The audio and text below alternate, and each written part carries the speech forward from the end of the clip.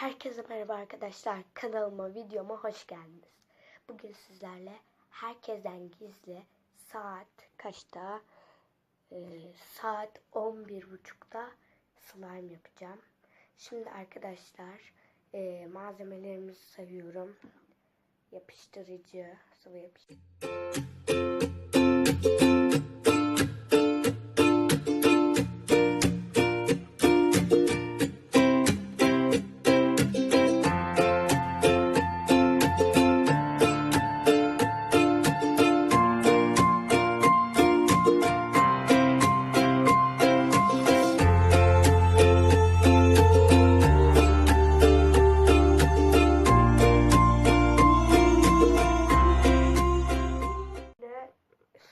Tıraş köpüğünü unutmuşum. Ben hemen gidip alıyorum. Evet arkadaşlar, getirdim. Arkadaşlar borakslı suyu da hazırladım. Şimdi sıtkalımı döküyorum. Daha açılmamış arkadaşlar. O yüzden açıp geliyorum. Açtım arkadaşlar. Çok dökmeyeceğim çünkü eğer olmazsa israf olmasın. Az dökeceğim. Şimdi döküyorum.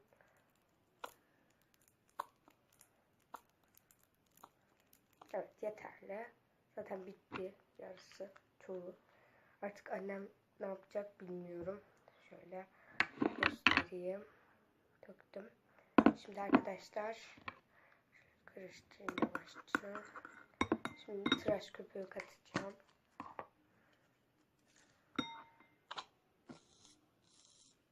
Yeter.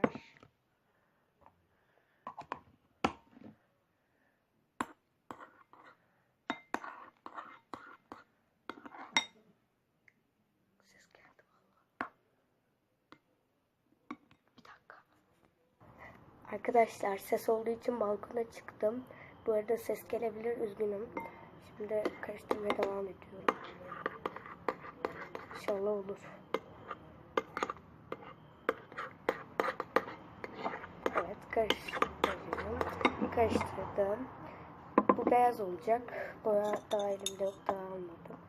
Yavaşça katıyorum.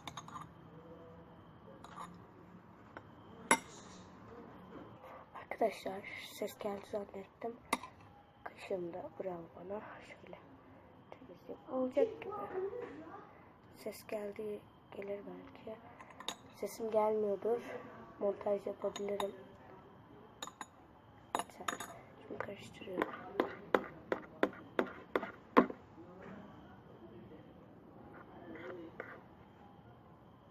Bir dakika.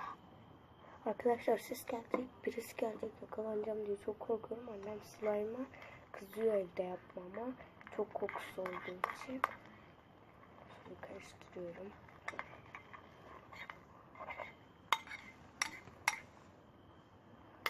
Biraz da. Çok korkuyorum. Şöyle katalım. Evet. Karıştırıyorum. Şimdi elimle oynayabilirim.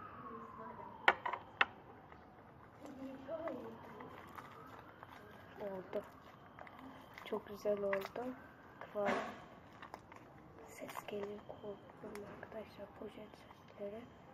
Ama başka yerden gelmiş. Şöyle. Çok güzel oldu. Çok pofuduk oldu. Şimdi ben bunları temizleyeyim, hemen geliyorum. Evet arkadaşlar. Şöyle slime yaptım. Kaşığım burada kalmış. Küçük oldu biraz. Ses geliyor. Bunun için tekrardan özür dilerim. Mahallede oynayanlar var.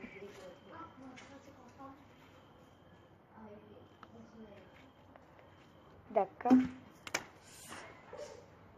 Arkadaşlar kusura bakmayın. Dışarıdakiler biraz yaramaz. Tabi karbonat atmadan duramadılar. Biz bir deney yaptık. Karbonat onlarda kalmış. O attılar. Şöyle oynayalım. Bu videodan sonra belki arkadaşlar bunun oynama videosunu çekebilirim.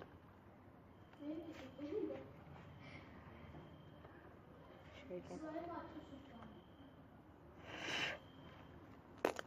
Patlıyor. Arkadaşlar bu çok gizli gibi bir şey. Annem gelirse biterim. Sertleşmeye başladı. Karbonat geldi arkadaşlar. Buna patladı. Mahvoldu her taraf. Masayı temizledim tabii.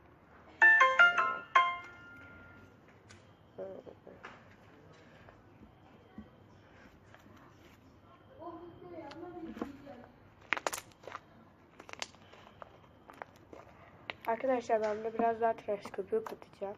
Hemen alıp geliyorum. Arkadaşlar tıraş köpüğünü aldım. Arkadaşlar ben tıraş köpüğünün turuncu olanını kullanıyordum ama kuzenim bunu alalım diye tutturdu. Ben de bunu aldım. Ama turuncu olan daha iyi arkadaşlar. Onu kullanmanızı tercih ederim. Slime yaparken tabi. Dışarıdan çağırıyorlar ya.